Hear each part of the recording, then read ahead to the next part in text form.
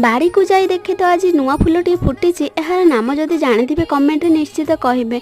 आज संक्रांति थिबारु घरे होता अरुआ भात सहित डाली छुई आलूर भजा ता सांग को थिला खटई सहित आलू टमाटर भर्ता। खाई सारी टिके रेस्ट नेला पर स्टार्ट होता पणा तैयारी करिवार प्रोसेस। प्रथम बेले को भांगी मु भेदे देथिली किछि समय पानी रे, तापर बेले को चकुड़ी तार खदड़ा अंश बाहर कर देथिली, तापर सब नड़िया को कोरी देथिली। नड़िया कोरी सरला पर मामा सखाळु जो भोग आनिथिला सेथिरु टिके आपेल थिला सेटा भी मु कदुकस कर देथिली। देन कदळीर चोपा छड़ी रखी देली।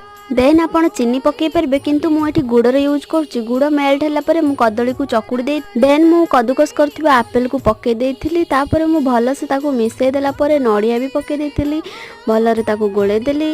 गोळे सला परे लास्ट को मु दही दे देथिली। दही पकेला परे ताको मिक्स कर देन ग्लास रे ढाली ता ऊपर टिके नड़िया कुरा आ दही दे देली। आम पणा रेडी हो गला। बे जय जगन्नाथ।